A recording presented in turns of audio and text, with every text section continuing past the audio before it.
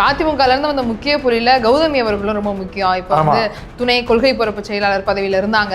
அவர் 97 இருந்து பிஜேபிங்க. தேசிய லெவல்ல இருக்கக்கூடிய ஒரு கட்சியா கௌதமி அவர்கள் இந்த கட்சியை தொடங்க போறாங்கன்றது வன்னியரசு பயங்கரமா கேட்டாரு. பொங்கல் 5 ரூபாய்க்கு தெரியுங்களாங்க. ரொம்ப வருஷமா 5 ரூபா தானமா கொடுத்துருக்காங்க பொங்கல், இன்னைக்கா நீ கேட்குற. அப்போ வந்து பார்த்தீங்கன்னா ஒரு மினி சட்டசபை தேர்தல் நடக்க போறது இருக்குது. அப்ப விஜய் வந்து பெரும்பான்மையை நிரூபிக்கணுங்கிறதுல முடிவோடு இருக்காரு. ஒருவேளை ரத்தன் பண்டிட் சொல்லலாம், சார் இன்னைக்கு வாயை திறக்காதீங்க, திங்கக்கிழமை மதியம் 2:30 மணிக்கு வாயை திறக்கணும்னு. பல அம்மா உணவகங்கள்ல வந்து இட்லியை வந்து விற்கிறாங்களா, தனியா ஹோட்டல்களுக்கு வந்து விற்கிறாங்க. 2 பேர் சஸ்பெண்ட் பண்ணப்பட்டிருக்காங்க. யோகி பாபு 1 கோடி ரூபா அம்மா உணவு கொடுத்தாருன்னு சொன்னாங்க. என்னடா யோகி பாபு 1 கோடி பைதபப்பிள் நேயர்களுக்கு வணக்கம். நான் பவித்ரா சேவியர். 3ஆம் பார்வை நிகழ்ச்சியில் மீண்டும் உங்களை சந்திப்பதில் பெரும் மகிழ்ச்சி. வாங்க பேசலாம். அண்ணா வணக்கம். வணக்கம்மா. இன்னைக்கு சட்டமன்ற கூட்டத்தொடர் நடந்திருக்கு. 2வது நாளா ஆளுநருடைய உரைக்கு வந்து நன்றி தீர்மானம், அதுக்கப்புறம் தீர்மானம் நிறைவேற்றிருக்காங்க, விவாதம் எல்லாமே நடந்திருக்கு. ஆனா நம்ம பார்த்தது தீர்மானம் நிறைவேற்ற வரைக்கும் தான். ஒரு 4.5 மணி நேரம் நடந்திருக்கு. 5 மணி நேரம் கூட வந்திருக்குன்னு நினைக்கிறேன். ஒருத்தரா வெளியே வந்தாங்கன்றது தான் நமக்கு தெரியுமே தவிர ஒரு 1.5 மணி நேரம் என்ன நடந்துச்சுங்கிறது மட்டும் தான் லைவ். அது ரொம்ப பெரிய அதிருப்தி அப்படின்னு சொல்லலாம். ஏன்னா விஜய் அவர்கள் பிரச்சாரத்தில் சொன்னதும் சரி, கண்டிப்பாக முழு லைவும் நாங்கள் டெலிகாஸ்ட் பண்ணுவோம், எந்த ஒளிவு முறையும் இருக்காது இந்த அரசுன்னாரு. நேற்று ராஜ்மோகன் ப்ரெஸ் மீட்லேயும் சொன்னார், நாங்கள் வந்து ரொம்ப சொன்ன மாதிரியே செஞ்சுட்டோம், 1 நிமிஷம் கூட லைவ் கட் ஆகலை, இனியும் அப்படி இருக்கும் அப்படின்னு. ஆனால் 2வது நாளே முக்காவாசி கட் ஆயிருச்சு. இது ரொம்ப வருத்தம் தெரிவிக்குது அப்படின்னே சொல்லலாம். என்னதான் நடந்திருக்கும் அப்படிங்கிற கேள்வி தான் வருது. இப்போ சட்டசபை நிகழ்வில் வந்து தமிழ்நாட்டு அரசு தான் குறிப்பாக வந்து லைவ் பண்ணாமே இருக்காங்க. இப்போ ராஜ்யசபா லோக்சபாலாம் கூட டெலிகாஸ்ட் பண்ணுறாங்க, சன்சார் நேராக டெலிகாஸ்ட் பண்ணுறாங்க. கர்நாடகா கவர்மெண்ட்டில் டெலிகாஸ்ட் பண்ணி பவர் வந்து தேவையில்லாத படங்களை பார்த்ததெல்லாம் கூட வெளியே வந்துச்சு. அது மாதிரி நிகழ்ச்சி சிறுபலைகள் அவங்க கவனிக்காம இருக்கிறது, துறை அமைச்சர் பதில் சொல்லாம இருக்கிறது. பட் தமிழ்நாட்டில் மட்டும் வந்து அது ரொம்ப ரகசியமாக மெயின்டைன் பண்ணுறாங்க. உள்ள என்ன நடக்குன்னு தெரியக்கூடாது. ஆமாம், அதாவது பார்த்தீங்கன்னா கொஞ்சம் தொலைக்காட்சிகள்லாம் வந்த அப்புறம் இப்போ ஜெயலலிதா தாக்கப்பட்ட சம்பவம் நினைச்சிட்டீங்களா, அதில் வந்து இப்பவுமே வந்து இவங்க ஒரு கருத்து சொல்றாங்க, அவங்க ஒரு கருத்து சொல்றாங்க. எது உண்மைன்றதுக்கு ப்ரூஃப் இல்ல நமக்கு தெரியல. உள்ள பத்திரிக்கையாளர் தான் ப்ரூஃப். மற்றபடி அது சில பத்திரிக்கையாளர் வந்து யார் பக்கம் போறாங்க, யார் பேசுறாங்க. பட் பார்த்தீங்கன்னா சில ஒரு 2-3 ஆண்டுகளுக்கு முன்னாடி அது விவாதமாக எடுக்கப்பட்டது. அது என்ன நடந்துச்சு அப்படின்னு பேசப்பட்டது. ஏன்னா அந்த ஆவணப்படம் வந்துச்சுனால அது ரொம்ப பெரிய ஒரு டாக்காவே மாறிச்சு. அதனால் அப்பொழுது அப்படி சீக்கிரம் உள்ளே நடக்குது. அதுக்கப்புறம் என்னென்னா பெரிய விஷயம் தமிழ்நாட்டில் மட்டும் பார்த்தீங்கன்னா எதிர்கட்சி ஆளுங்கட்சி 2 பேருக்கு வந்து எப்போவுமே வந்து இந்த 7ஆம் பொருத்தத்திலேயே ஓட்டிகிட்டு இருப்பாங்க இல்லையா. ஸோ அப்போ இவங்க என்ன பண்ணுவாங்கன்னா, ஆளுங்கட்சி தங்கள் மீது யாராவது குறை சொல்கிறாங்கன்னா அது டெலிகாஸ்ட் வெளியே வரைய தெரியக்கூடாது, தங்கள் மீது விழக்கூடிய பாராட்டு மழைக்களை மட்டுமே சொல்லணும்னு இருந்துச்சு. அப்புறம் விஜயகாந்த் வந்து எதிர்கட்சி தலைவராக இருக்கும்போது திருப்பி வந்து அவங்க எதிர்ப்பு நிலை உண்டான போது ஜெயலலிதாவுக்கு அவங்களுக்கு பிரேக் வந்துச்சுல. அப்போ என்ன சொன்னார் விஜயகாந்த், இது மாதிரி வந்து எதிர்கட்சி இந்த நேரலைக்கு வந்து நாங்கள் கேப்டன் தொலைக்காட்சி சார்பாக நாங்கள் செலவு பண்ணுறோம், எங்களுக்கு அந்த உரிமையை கொடுங்க அப்படின்னு விஜயகாந்த் கேட்டார். பட் எப்படி கொடுப்பாங்க, ஆளுங்கட்சியே பண்ண மாட்டேங்கிறான், உங்களுக்கு எப்படி தருவாங்க அப்படின்ற மாதிரி அவங்க உடனே வந்து எவ்வளவோ ஐடி தோப்பு வெங்கடேசன் அவர் ஐடி மினிஸ்டர் இருந்தாங்க, அவங்ககிட்ட அங்கோட்டு போய் கொடுத்தாங்க, எல்லாம் பண்ணாங்க, அதுக்கான வேலைகள்லாம் பண்ண. பட் அவங்க இன்ட்ரெஸ்ட் இல்லையா, பண்ணணும் இல்லை அப்படின்னு. அதுக்கப்புறம் என்ன பண்ண, இப்போதான் வந்து நம்ம லைவ் யூடியூப்ல அதுக்குன்னு ஒரு சேனலே இருக்கு. அதுக்கு முன்னாடி என்ன வந்துச்சுன்னா, என்ன பண்ணுவாங்க, ஜெயலலிதா ஆட்சி கிடைச்சா நான் செக்ரட்டரியேட் இருந்தனால அவங்க என்ன பண்ணுவாங்கன்னா உள்ள நிகழ்வுகளை எடுப்பாங்க, எடிட் பண்ணுவாங்க. எடிட் பண்ணிவிட்டு ஃபாஸ்ட் எடிட்டாக இருக்கும். எடிட் பண்ணிவிட்டு அவங்கள பாராட்டி பேசுறது, அவளை புகழ்ந்து பேசுறது, இது மட்டும் கொண்டு வந்து டேப் கொடுப்பாங்க அந்த நியூஸ் ரூமில் கொடுத்தோன்னா எல்லாமே அவங்க கேமராவை அந்த இதில் அட்டாச் பண்ணிட்டா லைவ் ரிலேவாக நேராக அவங்க தொலைக்காட்சிக்கு போகும். அப்போ எடிட்டர் ஃபுட்டேஜ் தான் லைவாகவே போகும். அவ்வளோதான் நடக்கும்.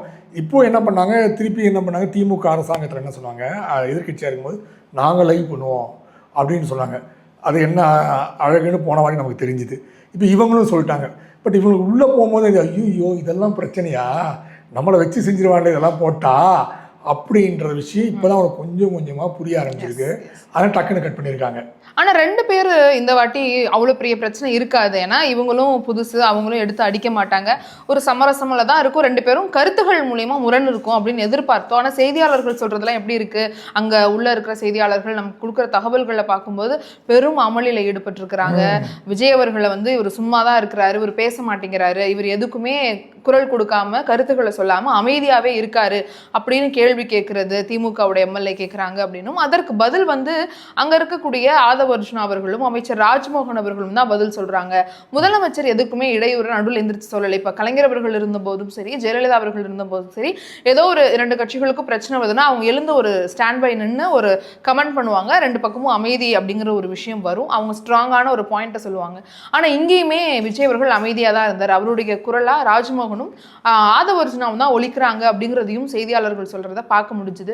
இது இப்படியே நீடிக்கும் அப்படின்னா இது எந்த நிலைமையில போய் சேரும், எப்பதான் விஜய் வாயை திறப்பாருங்கிற கேள்வி நமக்கே வருது. இன்னொரு விஷயம், ஒருவேளை ஜோசியர் கேட்டு தான் வாயை திறப்பானான்னு தெரியல, ஒருவேளை ரத்தன் பண்டிட் சொல்லலாம், சார் இன்னைக்கு வாயை திறக்காதீங்க, திங்கக்கிழமை மதியம் 2:30 மணிக்கு வாயை திறங்கன்னு சொல்லலாம், அதெல்லாம் திறக்கலாம் போட்டுருக்கு.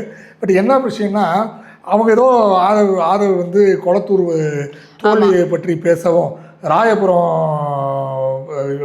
விஜய், அவர் என்ன விஜய்ன்னு தெரியல, அவர் வந்து விஜய் தாமுவா, அவர் தான் ராயபுரத்தோட எம்எல்ஏ, அவர் ஏதோ திமுக காரங்களை வந்து குளத்தூரை பத்தி அவங்க பேச அவங்க எதிர்வினையாற்ற, அவங்க என்ன சொல்லிட்டாங்கன்னா நம்ம இங்க இல்லாத நபரை பத்தி ஏன் பேசணும், இப்ப குளத்தூர் தொகுதிங்கிறது யாருடைய தொகுதி, யார் தோல்வி நீ வேற தனியா வைக்க போறீங்களா, சட்டசபையிலேயே தேவையில்லாம பேசணும் அப்படிங்கிறது அதுவும் நியாயமா தானே படுது. அந்த நபர் இல்லாதப்போ அதை பத்தி தேவையில்லாம பேச வேண்டாம் அப்படிங்கிற. அப்படி பண்ண முடியாது. ஏன்னா இது இப்போ சொல்கிறாங்க, ஏன் நீங்கள் வந்து போன மாட்டிலாம் வந்து கருணாநிதி வந்து சட்டசபைக்கு வராதப்போ கருணாநிதி கை ஊற்றிருந்தாங்க ஜெயலலிதா ஆட்சி காலத்தில். ஸோ அது மாற்றி மாறி நடக்கும், அதெல்லாம் ஒன்றும் விஷயம் கிடையாது.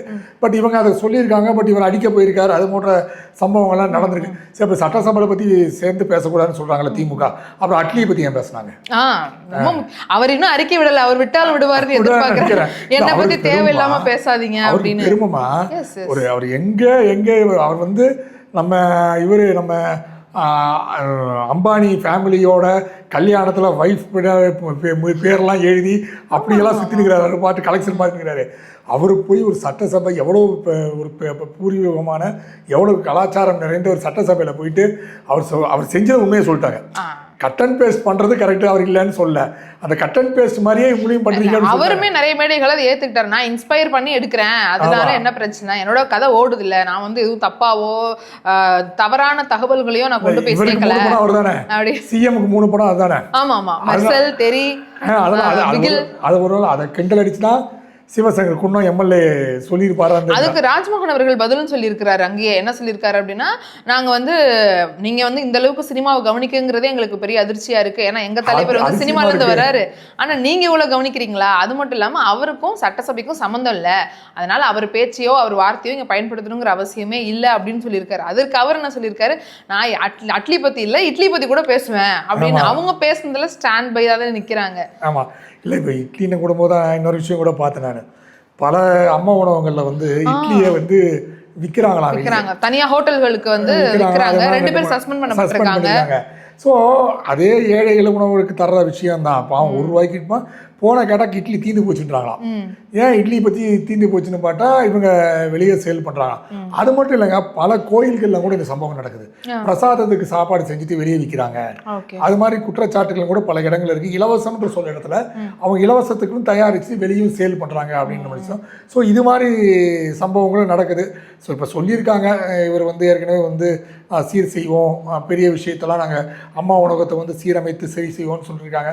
அது இது வரைக்கும் அது நடைபெறவில்லைங்கிறது பெரிய விஷயம். ஏன்னா போன ஆட்சியில் வந்து அம்மா உணவகத்தை மூடலாம் அப்படின்னு மூடு வந்துச்சு, அவங்களுக்கு மூடக்கூடிய மூடு வந்துச்சு. இருந்தாலும் எதிர்கட்சி மக்களோட எதிர்ப்பு ஒரு வரவேற்பான ஒரு ஸ்கீம். அதுவும் அம்மா உணவுங்கால பசியாரண மக்கள் வந்து ஏழை எளிய மக்கள், வேலை தேடி வரக்கூடிய வாலிபர்கள், நகரங்களுக்கு மறந்துக்கூடிய நிறைய பேர் வந்து அதுதான் அவங்களுக்கு வாழ்க்கையாவே இருந்துச்சு. அதனால அது வந்து ஒரு பெரிய எதிர்பார்ப்பு. புயல் நடந்து வந்துச்சு பாத்தீங்களா, அப்பெல்லாம் நாங்கெல்லாம் போயிட்டு டிமானிட்டேஷன் வந்துச்சு பாருங்க. அவ பல பேர் வந்து போய் பணம் எடுக்கவே இல்லை, கையில 10 ரூபா 20 ரூபா 30 ரூபா இருந்துச்சு, அதை வச்சு அப்படிலாம் சாப்பிட்டு இருந்தாங்க. ஸோ அது ஒரு மிகப்பெரிய இவங்க பிளான் பண்ணாங்க அதை மூடலான்ட்டு. அப்புறம் கலைஞர் உணவகம் மாத்தலாமான்னு வச்சாங்க. ஸோ அதெல்லாம் பிளான் ஆயிரும்ன்றது ஏதோ ஒரு இடத்துல புரிஞ்சுட்டு டக்குன்னு ஸ்டாப் பண்ணாங்க. திடீர்னு என்ன சொன்னாங்க, நாங்கள் வந்து சாம்பார் ரசம் மோர்லாம் தர போகிறோம்னாங்க. ஸோ அது எந்த அளவுக்கு போச்சுன்னு தெரியல. அதெல்லாம் விட ஒரு காமெடி நீங்கள் பார்த்தீங்களான்னு தெரியல, யோகி பாபு 1 கோடி ரூபா அம்மா உணவு கொடுத்தாருன்னு சொன்னாங்க. என்னடா யோகி பாபு 1 கோடி கொடுத்தாரோ அது ஃபோட்டோ வர போட்டானுங்க. அது என்னாச்சுன்னா சிங்கப்பட்ட ஏஐ மாதிரியே அதில் பின்னாடி லோகோ தப்பா இருந்துச்சு தமிழில். அதை வச்சு ஏன்பா அவாண்டால் போட்டு போய் பக்கம் நீ ஏன்பா 1 கோடி ரூபாலாம் கொடுக்குற அப்படின்னா புரளி கலைப்புறேன், நீங்கள் உங்களோட ஆட்சிக்கு ஒரு அளவுக்கு ரீல்ஸுக்கு அளவே இல்லையா அப்படின்னு சொல்லிட்டுருக்காங்க. ஸோ அது மாதிரி சம்பவங்கள் ஆனா நடக்குது. அதை ஏங்க விடாம பண்ணாங்க திமுக. இப்ப அம்மா உணவகம் அவங்க இருந்தப்போ எந்த அளவுக்கு இருந்துச்சோ அதோட கடைகள் வந்து இயக்கங்கள் கம்மியாகும், கம்மியான உணவுகள் செய்யுது, எப்ப போனாலும் காலி, அந்த மாதிரியான ஒரு லெவல்ல யாருமே அதை நாடி போகாத அளவுக்கு மாத்திட்டாங்க. அது சுத்தம் இல்லாம பண்றது, தரமான உணவு தராம இருக்கிறது, அது மாதிரி விஷயங்கள்லாம் பண்ணாங்க. ஸோ அம்மா உணவுன்றது ஒரு மிகப்பெரிய வரப்பிரசாதம். அதை இவங்க திரும்ப சீரமைக்கிறாங்க. ஏன்னா அமைச்சர்களும் போறாங்க கொஞ்சம். இப்ப வன்னியரசு எல்லாம் பாக்குற ஒரு 2 3 இடங்கள்ல போய் ஆய்வு மேற்கொள்றாரு. வன்னியரசு பயங்கரமா கேட்டாரு, பொங்கல் 5 ரூபாய்க்கு தெரியுங்களான்னு. ரொம்ப வருஷமா 5 ரூபா தானமா கொடுத்துருக்காங்க பொங்கல், இன்னைக்கா நீ கேட்குற அப்படின்னு நான் நினச்சிட்டு, சரி நீங்கள் ஆய்வு பண்ணுறீங்க ஓகே, இது மாதிரி ஆய்வு பண்ணி நம்மளையும் குழப்பிக்கிறீங்க நீங்களையும் குழப்பிக்கிறீங்க யோசிச்சேன். காயெல்லாம் கூட கேட்டிருந்தாரு, என்ன இதெல்லாம் காய் நல்லா கசக்குது இன்னும் கொஞ்சம் செஞ்சிருக்கணும், அவ்வளோதாங்க காசு கொடுக்குறாங்க அதுக்கு தான் நாங்கள் வாங்குறோம் பட்டுன்னு அந்த அம்மா பதில் சொல்லிட்டாங்க. அவ்வளோதான் முடிஞ்சு போச்சு. அந்த அம்மாவுக்கு ஒரு மினிஸ்டரானு தெரிஞ்சிருக்காது. ஏன்னா பல இடத்துல மினிஸ்டரா தெரியாத, இப்போ யாரோ வராங்க கேட்குறாங்கன்னு கூட சொல்லியிருப்பாங்க. ஆனால் அந்த அம்மா உனக்கு எனக்கு தெரிஞ்சு ரொம்ப பேருக்கு பயனுள்ளதாக இருந்தது எல்லாம் கேட்டு. பட் இன்னொரு மைனஸும் அது இருந்துச்சு. பலரும் வந்து இந்த மது பிரியர்கள்னு சொல்கிறாங்க பாருங்க, அவங்க என்ன பண்ணுவாங்க, ஹோட்டலில் போய் சாப்பிட்டா 50 60 70 ஆகுதுன்ட்டு இங்கே சாப்பிட்டுட்டு அந்த பைசாவை சேமித்து வச்சு மது அருந்தக்கூடிய சூழ்நிலை ஏற்பட்டுச்சுட்டு எனக்கு கன்னியாகுமரி என்னோட செய்தியாளர் வந்து செய்தியெல்லாம் அனுப்பிச்சி வச்சாங்க. ஸோ எல்லாம் இருந்தாலும் ஒரு கெடுதல் இருக்கதா செய்யும், அதை மிஸ்யூஸ் பண்ணதான் செய்வாங்க. ஸோ இது மாதிரி சம்பவங்கள் நடக்கிறதா இல்லையா? நம்ம பேக் டு த சட்டசபை நான் என்ன சொல்றேன், இபிஎஸ் அவர்கள் வெளியே வந்தார், ப்ரெஸ் மீட்டை மீட் பண்ணுவார். இப்போ நேற்று வந்து பேசினார், மிதுன் வந்து அதுக்கு வரமாட்டார், அரசியல்லே கிடையாது அவர் பையன் அப்படிங்கிறதெல்லாம் பேசினார். சட்டசபையில் நடந்த விஷயங்கள் பற்றி ஏதாவது பேசுவார், ஏன்னா அவர் பேசுறதுக்கு நிறைய ஆப்ஷன் இருக்குது. ஏன்னா நடந்த பிரச்சனை வந்து திமுகக்கும் தாவேக்காக்கும், அவர் அதை அழகாக ஹேண்டில் பண்ணியிருக்கலாம், அதை பற்றி பேசியிருக்கலாம், 2 பேர் மேலேயும் குறைகள் எடுத்து சொல்லியிருக்கலாம். ஆனால் அமைதி காத்து போயிட்டாரு.